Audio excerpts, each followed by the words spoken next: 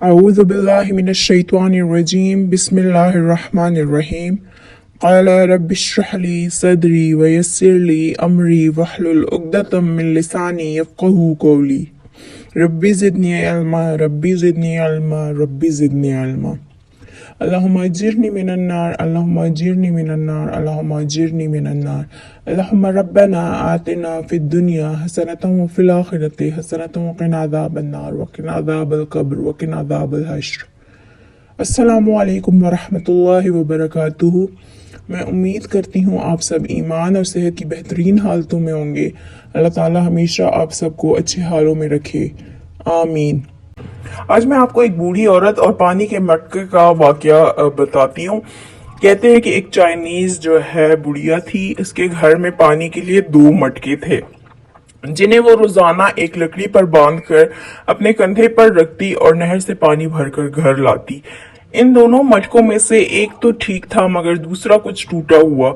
हर बार ऐसा होता कि जब ये बुढ़िया नहर से पानी लेकर घर पहुंचती तो टूटे हुए मटके का आधा पानी रास्ते में ही बह चुका होता, जबकि दूसरा मटका पूरा भरा हुआ घर पहुंचता। साबित मटका अपनी परफॉर्मेंस से बिल्कुल मुतमईन था तो टूटा हुआ बिल्कुल ही मायूस, हत्ता कि वो अपनी जात से भी नफरत करने लगा था कि आखिर क्यों वो अपने फराइज को इस अंदाज में पूरा नहीं कर पाता जिसकी इससे तवक्को की जाती है। और फिर मुसलसल 2 सालों तक नाकामी की तलखी और गवाहट लिए टूटे हुए घड़े ने एक दिन इस औरत से कहा, मैं अपनी इस माजूरी की वजह से शर्मिंदा हूँ कि जो पानी तुम इतनी मुश्किल से भरकर इतनी दूर से लाती हो, इसमें से काफी सारा सिर्फ मेरे टूटा हुआ होने की वजह से घर पहुंचते पहुंचते रास्ते में ही गिर जाता है। घड़े की ये बात सुनकर बुढ़िया हंस दी और कहा, क्या तुमने इन सालों में ये नहीं देखा कि मैं जिस तरफ से तुमको उठाकर लाती हूँ उधर तो फूलों के पौधे ही पौधे लगे हुए हैं, जबकि दूसरी तरफ कुछ भी नहीं उगा हुआ।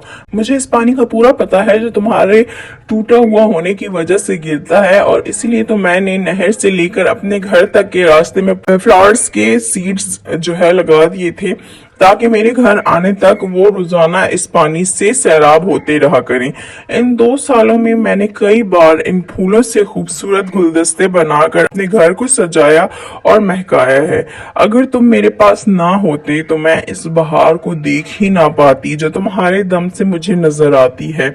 याद रखिए कि हम में से हर शख्स में कोई ना कोई खामी है, कोई ना कोई हम में कमी है, लेकिन हमारी यही जो कमियां हैं, यही खामियां, माजूरियां और ऐसा टूटा हुआ होना एक दूसरे के लिए अजीब और पुरतासीर किस्म के ताल्लुकात बनाता है।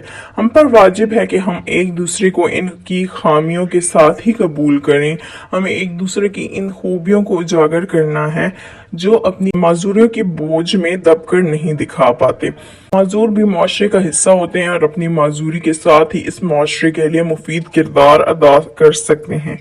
जी हाँ, हम सब में कोई ना कोई ऐब है, फिर क्यों ना हम अपने इन ऐबों के साथ एक दूसरे की खामियों और खूबियों को मिलाकर अपनी अपनी जिंदगियों से भरपूर लुत्फ उठाएं।